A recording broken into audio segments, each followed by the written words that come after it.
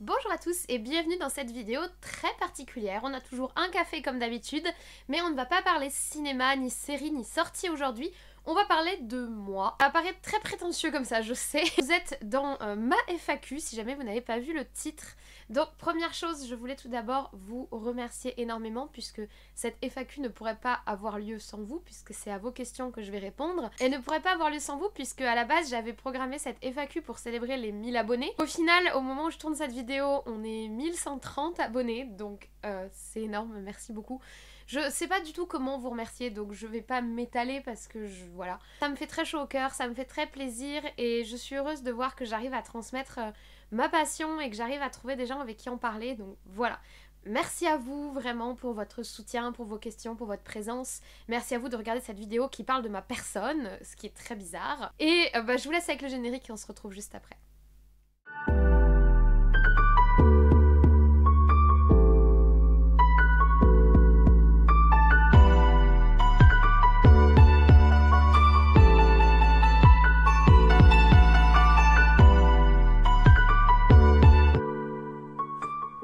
Alors comment je vais m'organiser? Je suis une personne à l'ancienne, donc j'ai écrit vos questions sur un carnet et je les ai rangées par catégorie. Je vais volontairement dans cette vidéo mettre de côté toutes les questions qui concernent ma relation avec le cinéma, mes films favoris, les premiers films que j'ai découverts, puisque je compte faire une vidéo spécifiquement sur ce thème et qui lancera une nouvelle catégorie de vidéos sur ma chaîne. Je vous en dirai plus à la fin puisqu'on parlera de que je compte faire sur YouTube plus tard.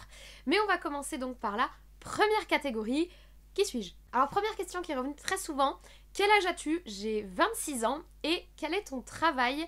Je suis enseignante, je suis en fait prof d'histoire-géographie en collège, voilà.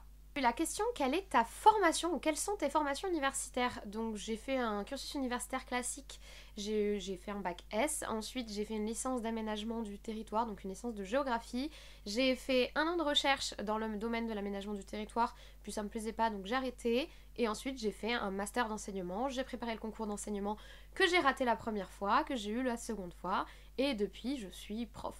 Ensuite, quels sont tes réseaux? Alors, pour la chaîne YouTube, j'ai créé récemment le Twitter dont je vous ai parlé. J'ai également YouTube. Je n'ai pas de compte Facebook, j'utilise pas du tout Facebook.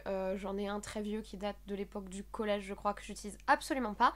Et après, j'ai un compte Instagram où je partage plus mes collections et mon quotidien, où vous pouvez me retrouver. Le tout est en lien dans la description de la chaîne YouTube ou dans la description de la vidéo. Du coup, à l'occasion, je vous le mets. Voilà.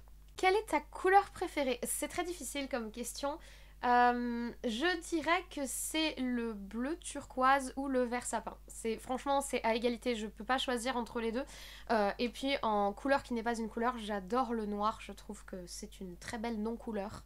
Et c'est probablement celle que je porte le plus en vêtements, même si ça se voit pas trop ici, parce que ici je mets toujours des vêtements très voyants par rapport à ce que je mets au quotidien dans ma vie, donc voilà. Ensuite, petite question très habituelle, et ça m'étonne que vous n'ayez pas deviné, quelle est ma maison de Poudlard? Alors je suis Gryffondor, et c'est assez évident, enfin les gens qui me connaissent et qui connaissent mon caractère me casent directement dans les Gryffondors, vous voyez, ceux qui réfléchissent pas et qui foncent dans le tas comme des gros bourrins, voilà, ça c'est moi. Je suis 100% Gryffondor, j'en suis très fière, et ce n'est pas cliché, mais bien évidemment je respecte toutes les maisons de Poudlard, car toutes les maisons ont leur propre capacité et leur propre particularisme. J'ai aussi eu des questions sur Mister Sissi, donc tout d'abord, quel âge a Mister Sissi? Je regarde par là parce qu'il est en train de dormir dans le coin et il s'est réveillé quand j'ai dit son nom. Donc quel âge a Mister Sissi? Alors Sirius, donc qui s'appelle Sirius Black de son nom complet, a peu près 2 ans. Il est né au tout début du confinement de l'année dernière, nous sommes en mars, donc il a 2 ans, mais ça ne fait que 1 an et 8 mois qu'il est avec moi. Voilà, c'est un petit mâle, c'est un chat noir et ce n'est pas un chat de race, c'est un chat de gouttière, tout ce qu'il y a de plus classique. Et pour finir, quelles sont mes plus grosses attentes pour 2022? Alors en film, j'imagine ça va être Avatar en décembre, que j'attends depuis 10 ans, même plus. Voilà, et bon, il y a aussi Les Animaux Fantastiques 3, mais le problème c'est que j'ai beaucoup de bémols par rapport à ce film et je suis pas trop sûre de moi, donc voilà, Les Animaux Fantastiques 3 également. Et sinon, des choses que j'attends dans l'année d'une manière générale, les vacances, voilà, j'attends toujours les vacances. Ah, sinon, dans le monde normal, ce que j'attends, c'est la convention de Toulouse, le Toulouse Game Show du printemps. J'adore les conventions, j'en fais pas beaucoup parce que j'habite dans le sud de la France et qu'il y en a pas tant que ça au final. En plus avec mon boulot je suis très prise donc c'est compliqué. Mais voilà, j'attends le Toulouse Game Show avec impatience. Ensuite j'ai eu des questions sur mes loisirs. La principale, celle qui est le plus revenue, c'est quels autres loisirs tu as en dehors du cinéma. Alors je pense que ça se voit un peu, mais je lis énormément de mangas. Je joue aussi beaucoup aux jeux vidéo. Alors je joue beaucoup, c'est-à-dire que je suis une casual gameuse. Je joue vraiment quand j'ai le temps et c'est le loisir qui passe le plus à la trappe en général dans mon quotidien. Je suis totalement overbookée tout le temps. Donc les jeux vidéo c'est vraiment ce qui passe en dernier dans la liste des choses que je fais au quotidien. Et je suis plutôt une joueuse de Nintendo. Moi je suis une grande fan de la Switch et je joue plutôt à Zelda, Pokémon, Animal Crossing, ce genre de jeu. Après j'aime beaucoup Lara Croft, j'aime beaucoup Uncharted, j'aime beaucoup les jeux d'aventure, enquête, etc. Et j'aime pas trop les jeux bourrins. Et alors surtout, je déteste jouer en ligne. Je déteste ça. Pour moi, jouer, c'est vraiment un moment à moi où je me retrouve avec moi-même. C'est tout. Dans un univers fantastique, j'ai absolument aucune envie de jouer avec d'autres gens. Donc je déteste les jeux en ligne. Je fais que des parties solo et des games solo. Voilà. Est-ce que je lis des BD? Très très peu. Dernièrement, j'ai lu l'adaptation de Phobos en BD. J'ai lu Les 5 Terres parce qu'on me l'a chaudement recommandé. C'était très très bien. Mais je lis vraiment pas beaucoup de BD. Les comics, pareil, j'en lis quasiment pas, voire c'est quasi nul. Le seul comics que j'ai vraiment apprécié dans ma vie, c'est Sandman. Voilà, ça s'arrête là. Donc vraiment, je me concentre principalement sur les mangas. Et en manga, parce qu'on m'a posé la question, je lis un peu de tout. Pendant très longtemps, j'ai principalement lu du shoujo, donc du manga pour adolescentes. Petites histoires d'amour, tout ça. Ensuite, en grandissant, j'ai vachement élargi ma gamme au shonen, évidemment, avec Fairy Tail, etc. Et puis ensuite, seinen. Enfin, en gros, maintenant, je lis un petit peu de tout. Les mangas ultra violents, que j'aime pas particulièrement, ou les mangas dont les dessins sont pas beaux, enfin me plaisent pas. Je lis beaucoup de choses et j'en revends beaucoup aussi parce qu'en fait je teste, je vois des trucs que je connais pas, j'achète le tome 1, ça ne me plaît pas, je le revends. Je lis à peu près un manga par soir. Donc ça fait 7 mangas par semaine approximativement, donc ça me permet d'avoir quand même une assez large gamme de ce que je lis. Quels sont mes romans favoris? Alors je lis plus trop de romans à cause de mon concours que j'ai passé il y a quelques années maintenant. En concours tu dois emmagasiner des quantités astronomiques de lecture très inintéressantes. Mon amour et mon attrait pour la lecture a vraiment baissé. Je suis une grande fan de La Boussole d'Or de Philippe Pullman, c'est vraiment un de mes favoris au monde. J'aime énormément le livre La Malédiction d'Old Haven. Si vous ne l'avez jamais lu, c'est exceptionnel. Ça parle des procès de sorcières aux États-Unis pendant les chasses aux sorcières. Très bien fait. C'est au cheval entre l'historique et le fantastique. C'est un super roman qui est pas très connu en plus. Quoi d'autre coup de cœur? Dernièrement, j'ai lu The Bone Season aux éditions de Saxus. J'ai lu l'année dernière le tome 1 et le tome 2. J'ai beaucoup aimé, mais je me suis pas encore laissée tenter par le tome 3. Voilà, mais je lis plus beaucoup. D'une manière générale, j'ai très peu de temps dans ma vie en fait. Je fais beaucoup de choses, mais du coup j'ai des choses qui passent un petit peu à la trappe, j'ai rarement du temps pour ce genre de choses. Quels sont tes premiers coups de cœur en film? Mon premier coup de cœur en film, c'est Spirit, les Talons des Plaines, qui reste encore aujourd'hui l'un des meilleurs films d'animation et l'un des plus sous-cotés au monde. En roman, Philippe Pullman, La Boussole d'Or dont je vous ai parlé. En manga, alors mon dernier coup de cœur c'est Solo Leveling, exceptionnel. Alors c'est un manhwa, c'est un manga coréen mais c'est génial. Ici vous avez Otaku, j'adore. Et mon premier coup de cœur, meilleur manga, c'est Fruit Basket pour toujours, voilà. En animé, dernièrement ça va être Jujutsu Kaisen que j'ai adoré. J'aime énormément l'Attaque des Titans également, c'est magnifique, une animation absolument splendide. Et sinon, Courant High School Host Club, qui est un très vieil animé que j'adore, qui est un des premiers que j'ai découvert dans ma vie. Coup de cœur musique. Alors je n'écoute pas beaucoup de musique, en fait si j'en écoute, mais soit j'écoute des soundtracks de films, j'écoute très souvent, c'est quasiment toujours les mêmes playlists, ça va être du Harry Potter, Interstellar, Le Seigneur des Anneaux évidemment. J'écoute en boucle des soundtracks et puis après c'est surtout des musiques populaire du moment. J'ai pas vraiment de genre que j'aime particulièrement. De temps en temps, j'ai des musiques coup de cœur que je découvre comme ça en navigation aléatoire sur Spotify. Je les mets dans mes playlists. Mais j'ai pas de goût très défini en musique et j'y connais rien du tout. C'est un des domaines. La musique et l'art, c'est les deux domaines où j'ai très peu de connaissances. Je suis complètement larguée en fait. Alors ensuite j'ai eu des questions, j'étais contente parce que j'adore parler de ça. J'ai eu des questions sur mes collections. Alors je collectionne principalement les pop, mais en fait j'ai plein de mini collections à côté. Je collectionne les pins, notamment les pins Disney. J'ai un tableau où je les ai classés par couleur. Je suis pas du tout obsessionnelle comme personne, pas du tout. Donc ouais, je collectionne les pins, je collectionne les mugs. J'ai toujours collectionné, quand j'étais gamine, je collectionnais les cailloux et les bâtons. Voilà, c'est dans mon caractère. Je me dis à moi-même que je ne collectionne pas les peluches, mais je crois que d'une certaine manière je les collectionne collectionne. Après par exemple, je collectionne pas les livres ou les mangas, mais quand je commence une série, si je la revends pas, il faut que je la finisse. C'est vraiment des obsessions de collectionneur. Concernant les choses que je collectionne, alors j'ai eu comme question quelle pièce j'ai ratée et que je regrette. La figurine pop de Azula de Avatar qui était sortie pour une convention il y a 4 ans je crois, que je cherche depuis des années à un prix décent. Mais voilà, c'est pas possible. C'est la seule pièce de Avatar qu'il me manque dans les séries de Funko. C'est très très triste pour moi. Quelle pièce je veux absolument? Alors, en pièce qui est jamais sortie, j'adorais des Funko de Atlantide. Je suis une grande fan de l'Atlantide et le dessin animé. J'adorais des Funko de l'Atlantide. Et sinon, en pièce que je veux absolument et que j'ai pas encore... Funko de Luxray si ça existait, parce que Luxray c'est mon Pokémon préféré. Mais non, en pièce qui n'existe et que je n'ai pas et que j'aimerais avoir, je crois qu'il n'y en a pas particulièrement. J'ai réussi à atteindre quasiment tous mes goals de collection à part Azula. Combien de pop je possède? Je ne sais pas trop. La dernière fois que j'ai compté, j'en avais 360, donc j'en ai probablement plus, voire beaucoup plus. J'ai probablement dépassé les 400, mais en fait, je crois que je préfère pas compter. Quelle a été ma première pop? En fait, c'est 2 pop. J'avais vu sur un groupe de collectionneurs la Funko de Tristesse de Vice Versa, que je voulais absolument parce que j'avais eu un coup de cœur énorme pour le personnage. Et quand je suis allée au magasin Imaginaire à Toulouse, si vous ne le connaissez pas, c'est un excellent magasin pour les collectionneurs d'objets de collection geek. Je suis allée au magasin Imaginaire, ils avaient la fameuse pop de Tristesse et juste à côté, ils avaient la pop de Sauron du Seigneur des Anneaux et je les ai toutes les deux achetées et c'est les 2 premières pièces de ma collection et je les aime de tout mon cœur. Voilà, c'est encore aujourd'hui parmi mes pièces favorites et parmi mes pièces coup de cœur. Quelle est ma pop favorite? Je n'en ai pas, enfin pas qu'une seule en tout cas. Approximativement vous dire quelle est ma favorite par série de collection et encore... C'est très dur. Je les aime toutes énormément. Elles symbolisent toutes quelque chose. J'achète pas une pop pour compléter une série, à part pour Avatar, mais comme j'adore Avatar, de toute façon, comme le Seigneur des Anneaux, je les achèterai toutes de toute façon.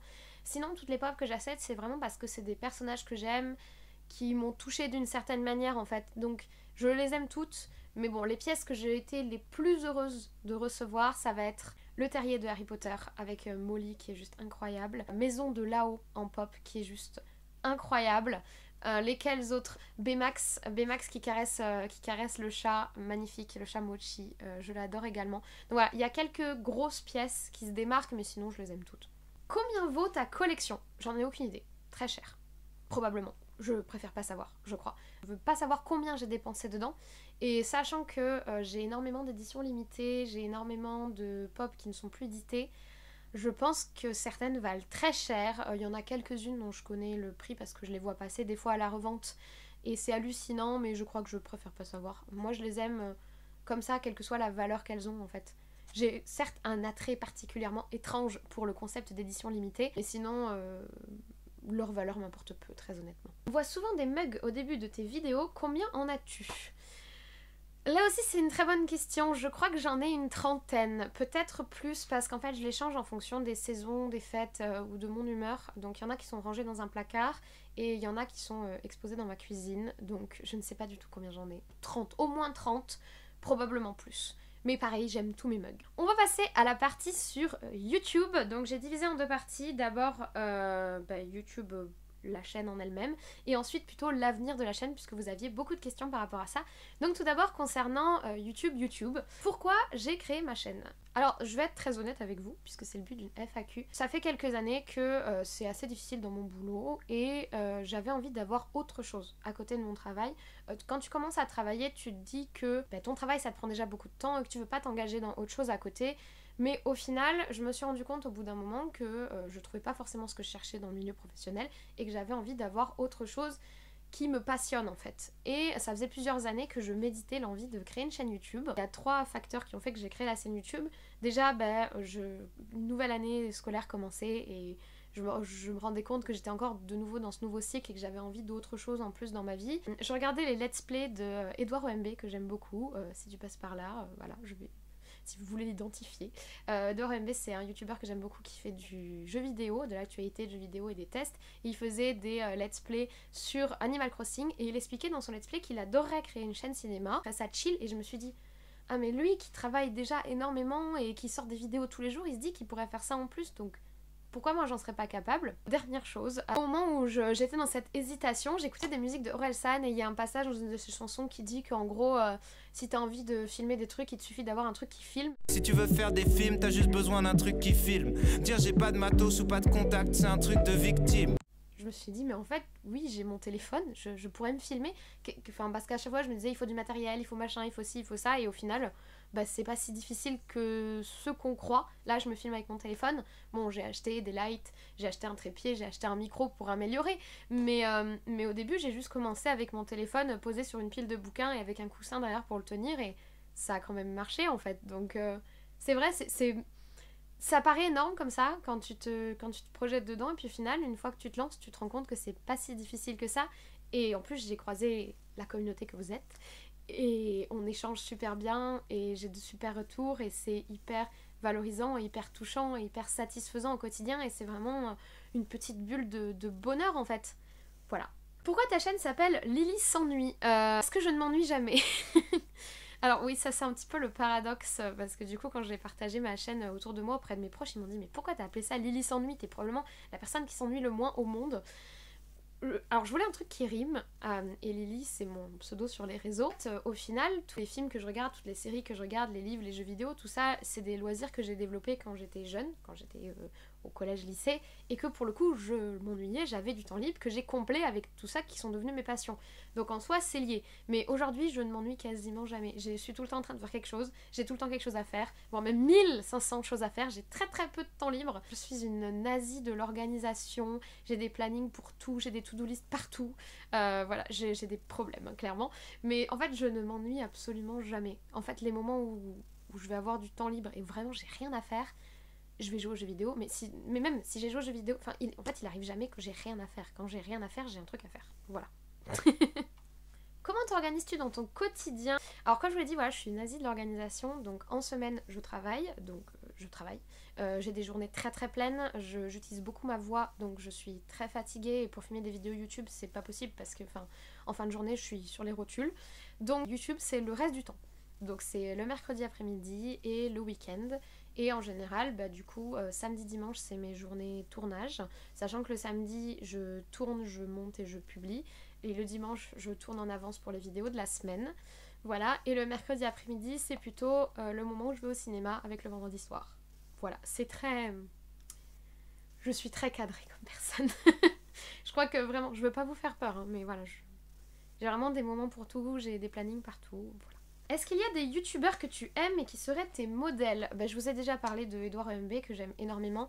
Moi je suis de la génération YouTube où il y avait Antoine Daniel, dont j'adorais le format et que j'aime toujours beaucoup aujourd'hui. Notre dieu à tous, le joueur du grenier, qui est vraiment, je l'adore.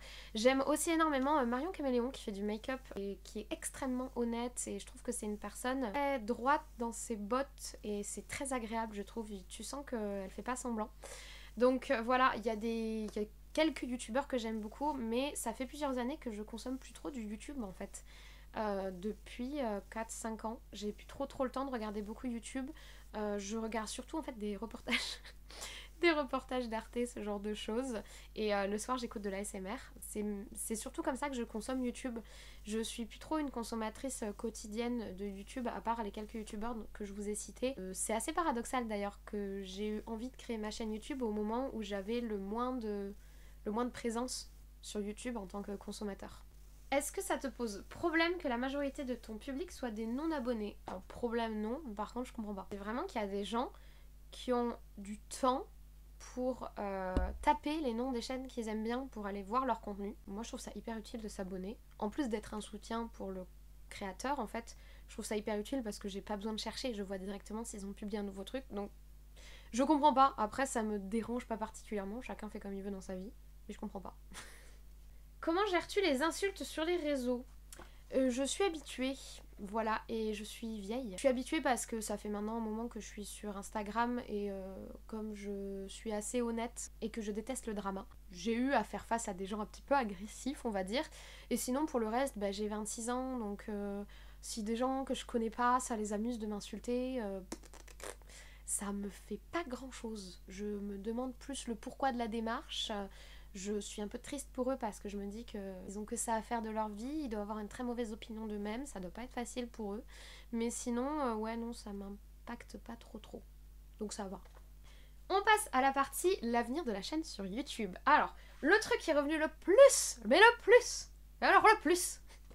vas-tu refaire des featuring avec d'autres youtubeurs? Souhaites-tu travailler avec d'autres youtubeurs? Comptes-tu inviter d'autres youtubeurs? Bah du coup, cette vidéo sort mercredi, là je suis en train de filmer, on est dimanche. Ce soir, donc il y a 3 jours pour vous, j'ai participé à la première émission Showtime sur Twitch du Mediavore, je sais pas si vous le connaissez, mais voilà, il a une chaîne cinéma.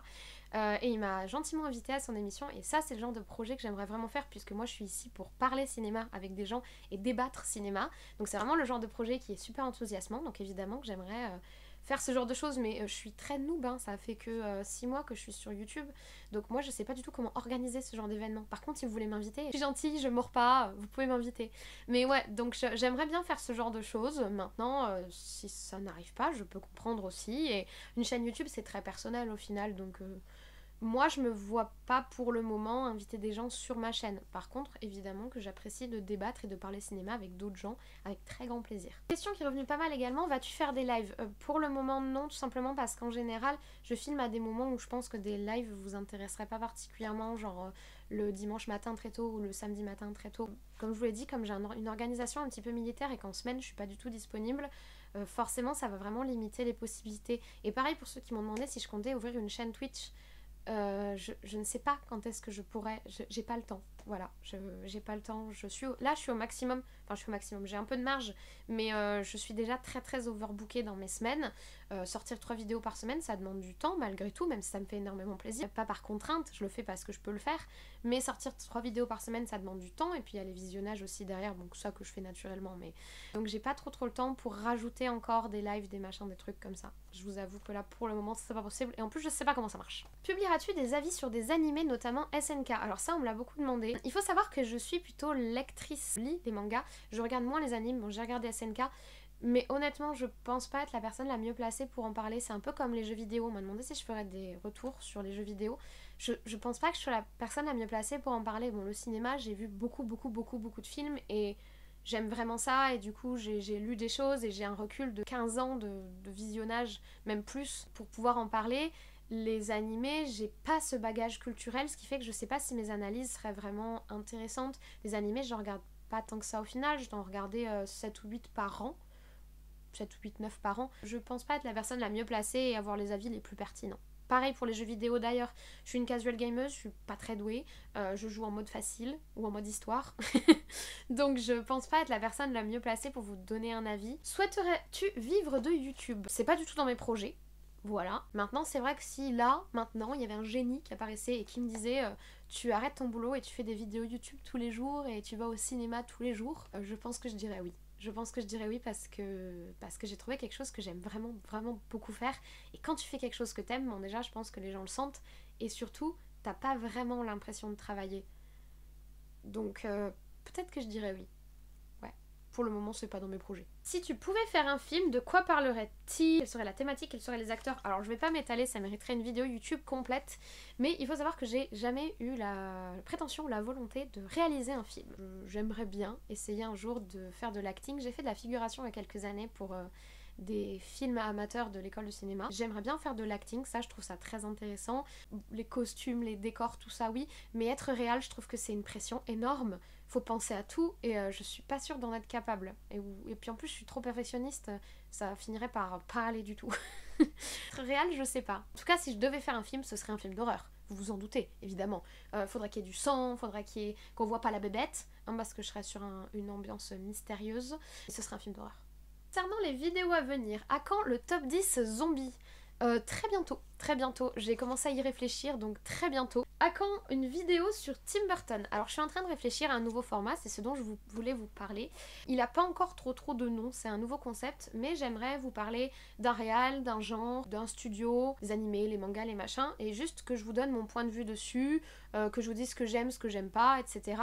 Donc ce serait des vidéos beaucoup plus... Ce serait pas des avis sur un film, ce serait des vidéos beaucoup plus personnel dans le sens où je vous dirais ce que je pense de quelque chose, est-ce que je l'aime, est-ce que je l'aime pas, j'en sais rien, par exemple moi et Pixar, question j'ai avec Pixar, qu'est-ce que je pense de leur dernier film, quel est mon film favori, quel est celui que j'aime le moins, vous voyez ce genre, je suis en train de réfléchir à un format comme ça, maintenant c'est pas du tout abouti et je sais pas trop comment je pourrais vous le présenter, à quelle fréquence, etc. Mais je suis en train d'y réfléchir, voilà. Donc ça pourrait être sur Tim Burton par exemple. Dernière question, vas-tu faire des vidéos réactions? Non. Voilà. Non, les vidéos réactions, alors déjà, il faut savoir que je regarde pas beaucoup de bandes annonces. Quand il y a une franchise que j'aime bien, je m'embarrasse pas de voir la bande annonce. Par exemple, Jurassic Park, j'ai pas vu la bande annonce parce que je sais que je vais aller le voir. Les bandes annonces, je les regarde vraiment pour les trucs où je suis pas convaincue de base. Donc je regarde très peu de bandes annonces. Et je suis pas une adepte des vidéos réactions, je sais qu'il y en a qui font ça très bien, je sais qu'il y a des gens qui aiment ça. Moi je suis pas une adepte, en tout cas en tant que consommatrice, c'est pas quelque chose qui m'intéresse particulièrement.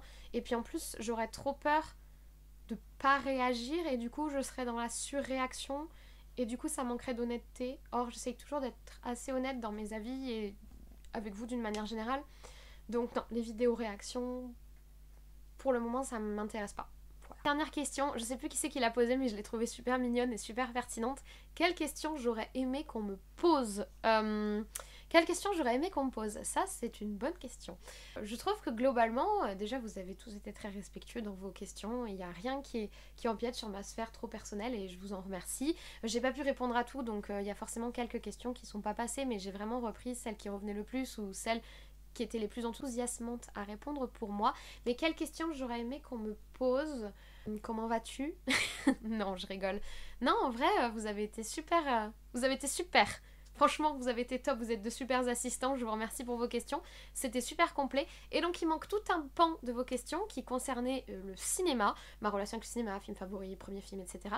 Et ça, ce sera dans une prochaine vidéo qui s'intitulera Moi et le cinéma et qui sera donc potentiellement la première vidéo de ce nouveau format que j'aimerais vous proposer. On verra comment elle fonctionne, on verra si ça vous plaît. Et je ne sais pas du tout quand est-ce que je vais la tourner parce que là, bientôt, il y a beaucoup de sorties qui m'intéressent, donc on va avoir pas mal de vidéos à vie à faire ensemble. Donc je ne sais pas quand est-ce que ça arrivera, mais en tout cas, ça arrivera, je vous le promets. Et je vous remercie pour toutes ces questions, je vous remercie d'avoir suivi cette FAQ. Alors là, je regarde juste en dessous, nous sommes à 37 minutes de rush, je ne sais pas combien je vais réussir à en couper. Je m'excuse d'avance pour la longueur de cette vidéo. Je vous souhaite comme d'habitude une très bonne journée, je vous remercie extrêmement sincèrement pour votre soutien, pour nos échanges, comme d'habitude, pour vos abonnements, etc.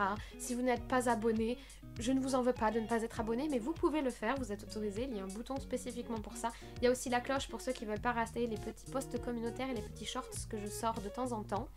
Et écoutez, voilà, merci beaucoup, vraiment, sincèrement.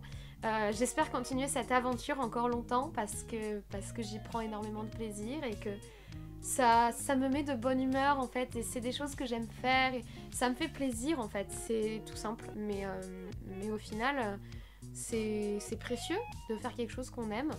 Donc j'espère que ça va continuer encore longtemps, j'espère que vous serez là également et voilà, merci à vous et à très